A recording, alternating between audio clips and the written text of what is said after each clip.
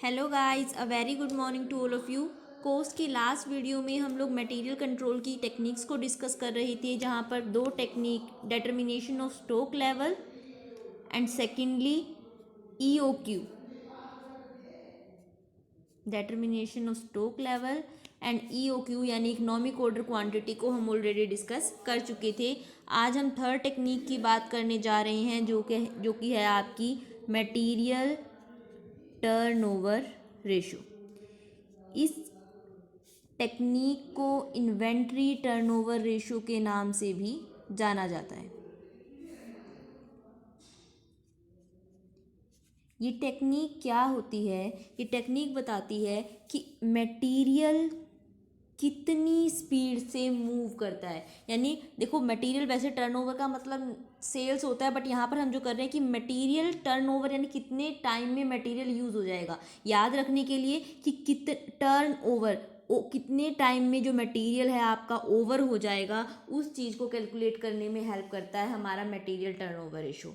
ऐसा हम क्यों करते हैं कि हम ये पता लगाने की कोशिश करते हैं कि कौन सा मटेरियल ऐसा है जो बहुत जल्दी ख़त्म हो जाता है और कौन सा मटेरियल ऐसा है जिसकी ज़रूरत जो है, जो स्लो मूविंग है, जो आराम आराम से ख़त्म होगा।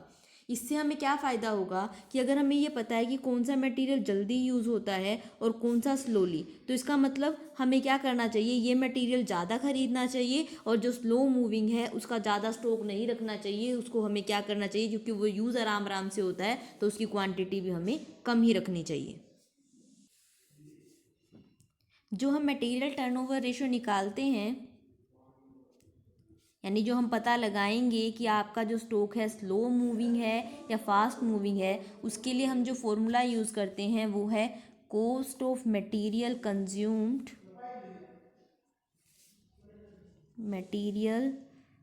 कंज्यूम्ड डिवाइडेड बाय में कॉस्ट ऑफ एवरेज स्टॉक। यानी एक फिक्स पीरियड में, एक टाइम के बीच में आप कितने कितने मटेरियल को यूज़ करते हो और एवरेज आपके पास उसकी कितने मटेरियल का स्टॉक रहता है, उसके साथ डिवाइड करोगे तो आपको पता चल जाएगा कि पर्टिकुलर जो आपका मटेरियल है उसकी टर्न ओवर रेशो क्या है। यानी कितनी टाइम्स जो है आपको क्या करना पड़ता है, कितने टाइम एक साल में आपका वो क्या हो जाता है, ख़त्म हो जाता है। लेट्स से कि आपकी जो मटेरियल कंज्यूम्ड है वो 2,10,000 है, ठीक है। और कॉस्ट ऑफ एवरेज स्टॉक मान लो आपकी से 15,000 है। तो अगर आप इसको डिवाइड करोगे तो ये आएगा आपका 14 टाइम्स। इसका मतलब क्या हुआ, एक साल में आपका जो मटेरियल है वो 14 बार ख़त्म हो जाता है। देखो, वैसे तो ये 14 बार आपको पता चला तो ये हमें पता नहीं चल रहा कि स्लो मूविंग है फास्ट मूविंग है। मेनली इसका कंपैरिजन के लिए यूज़ होता है कि मान लो एक मटेरियल आपका 14 टाइम्स ख़त्म हो जाता है और दूसरा आपका सिर्फ 5 टाइम ख़त्म होता है। इसका मतलब क्या है, ये 14 टाइम वाला आपका फास्ट मूविंग है, ये जल्दी जल्दी ख़त्म होता है, और जो 5 टाइम्स वाला है वो स्लोली ख़त्म होता है। तो इसलिए आपको इसके ऊपर ज़्यादा इन्वेस्टमेंट करनी चाहिए, इस वाले के ऊपर ज़्यादा इन्वेस्टमेंट नहीं करनी चाहिए। ज़्यादा इन्वेस्टमेंट करोगे आपका पैसा लंबे टाइम तक फंसा रहेगा, और अगर पैसा लंबे टाइम तक फंसा रहता है तो कंपनी को क्या होता है, लॉस होता है इंटरेस्ट का। अब ये बात आती है कि ये चीज़ निकलेगी कैसे, कॉस्ट ऑफ मटेरियल कंज्यूम कैसे निकालेंगे और कॉस्ट ऑफ एवरेज स्टॉक कैसे निकालेंगे। तो जो आपका कॉस्ट ऑफ मटेरियल कंज्यूम्ड है वो निकलता है आपका ओपनिंग स्टॉक। देखो, हमें क्या निकालना है कि एक फिक्स पीरियड में आपने टोटल मटेरियल कितना यूज़ किया।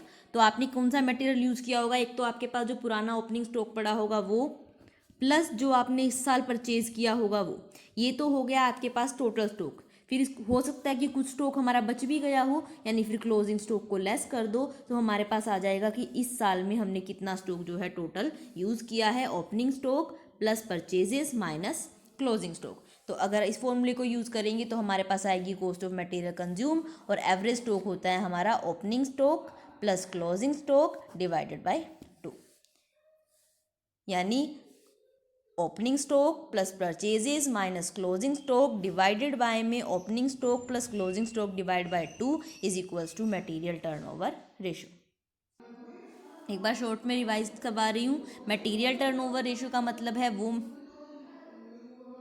कि मटेरियल टर्नओवर रेशो का मतलब है कि कितने टाइम में मटेरियल जो है यूज़ हो जाता है, यानी इन और आउट जो है मटेरियल का वो कैलकुलेट करने में हेल्प करता है कि एक बार जो मटेरियल अंदर आता है, इन करता है, वो कितने टाइम में आउट होता है। इसको निकालने के लिए जो फॉर्मूला यूज़ होता है वो है cost of material consume divide by में cost of average stock. Average stock आप निकालोगे opening stock plus closing stock divide by 2, और कॉस्ट ऑफ मटेरियल कंज्यूम निकलती है हमारी opening stock plus purchases minus closing stock. जो जितनी ज़्यादा हाई टर्नओवर रेशो होगी इसका मतलब उतना ही वो जो प्रोडक्ट है, जो मटेरियल है, वो फास्ट मूविंग है, और जितनी आपकी जो टर्नओवर रेशो कम होगी उतना ज़्यादा वो क्या होगा, स्लो मूविंग होगा। एक और चीज़, जो आपके मटेरियल स्लो मूविंग होते हैं वो 3 टाइप के हो सकते हैं। वैसे देखो हमारे इस क्वेश्चन के ऊपर इस चीज़ का इम्पैक्ट नहीं पड़ता मटेरियल टर्नओवर रेशो पे, बट स्टिल एक ऑर्गेनाइजेशन के डिसीजन में इस चीज़ के जो डिसीजन होता है उस पर इस चीज़ का इम्पैक्ट पड़ता है। तो पहले बात कर लेते हैं कि स्लो मूविंग जो मटेरियल हैं वो कौन कौन से टाइप के होते हैं। फर्स्ट है ये आपका स्लो मूविंग स्टॉक, यानी वो स्टॉक जिसका यूज़ ही कम होता है, बहुत स्लोली उसको इशू किया जाता है। दूसरा डोरमेंट स्टॉक। डोरमेंट स्टॉक वो होगा जिसकी डिमांड अभी नहीं है, यानी वो चीज़ें जिसकी इस टाइम हमें ज़रूरत नहीं है, हो सकता है उसकी ज़रूरत हमें फ्यूचर में पड़े, बट एट प्रेजेंट वो हमारे किसी काम का नहीं है, बट स्टिल उसका थोड़ा स्टॉक तो हमें रखना पड़ेगा क्योंकि फ्यूचर में उसकी ज़रूरत पड़ सकती है। थर्ड है आपका ऑब्सोलीट स्टॉक, यानी वो स्टॉक जो क्या हो चुका है, ख़राब होने लग गया है, आउट ऑफ फैशन होने लग गया है, तो उस स्टॉक को क्या है, कंपनी को चाहिए कि जितनी जल्दी हो सके उसका यूज़ कर दे, उसे डिस्पोज ऑफ कर दे, बेच दे या खुद यूज़ कर ले, क्योंकि बाद में उसकी कोई भी वैल्यू नहीं रहेगी। तो यानी देखो फास्ट मटेरियल तो है उसमें ज़्यादा इन्वेस्टमेंट कर सकती है, जो स्लो मूविंग है उसमें कम इन्वेस्टमेंट करनी है, और उसमें ये भी ध्यान रखना है कि अगर वो स्लो मूविंग है तो उसके अकॉर्डिंग क्वांटिटी खरीदे, डोरमेंट है तो उसके अकॉर्डिंग, और ऑब्सोलीट हो गया है तो जल्दी से उसे क्या कर दे, डिस्पोज ऑफ कर दे। एक क्वेश्चन और देख लेते हैं इसका ताकि क्लियर हो जाए। अब यहाँ पे हमें क्या करना है, मटेरियल टर्नओवर रेशियो निकालना है। दोनों प्रोडक्ट का अलग अलग निकालेंगे। पहले मटेरियल एक्स की बात करते हैं। इसका टर्नओवर रेशियो क्या होगा, ओपनिंग्स पहले हमें निकालना पड़ेगा कॉस्ट ऑफ मटेरियल कंज्यूम, जो निकलेगी आपकी मटेरियल कंज्यूम की कॉस्ट ऑफ मटेरियल कंज्यूम निकलेगी आपकी opening stock plus purchases minus closing stock, यानी ये हो गई आपकी 2,10,000।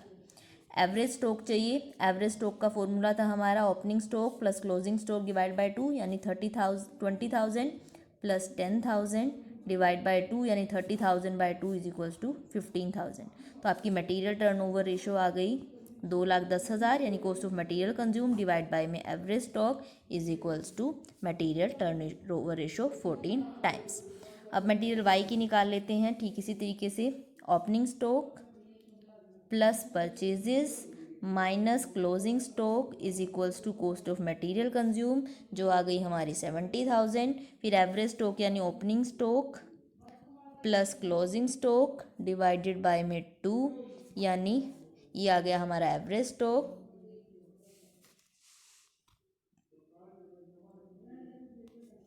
एक सेकेंड, ये 1,40,000 आएगा। तो अब हमारे मटेरियल टर्नओवर रेशियो क्या आ गया, cost of material consume divide by में average stock is equals to 2 times. देखो इसकी क्या है, मटेरियल टर्नओवर रेशियो 14 टाइम्स है, जबकि प्रोडक्ट वाई की मटेरियल वाई की 2 टाइम्स है, यानी ये ज़्यादा फास्ट मूविंग है। इसका आपको क्या करना चाहिए, ज़्यादा स्टॉक रखना चाहिए, और जो मटेरियल वाई है उसका कम रखना चाहिए। एक और चीज़, ये चीज़ कई बार हमें डेज़ में भी निकालनी हो सकती है कि आपको मटेरियल कितने टाइम में ख़त्म होता है वो डेज़ में निकालना है। तो ऐसे में आप क्या करोगे, टोटल टाइम डेज़ में निकालना है तो 365 डेज़ होते हैं 1 ईयर में, और मान लो हम इसका निकाल रहे हैं तो डिवाइड बाय 14 कर दोगे, यानी 365 डेज डिवाइडेड बाय में मटेरियल टर्नओवर रेशो। तो ये जो हमारा आएगा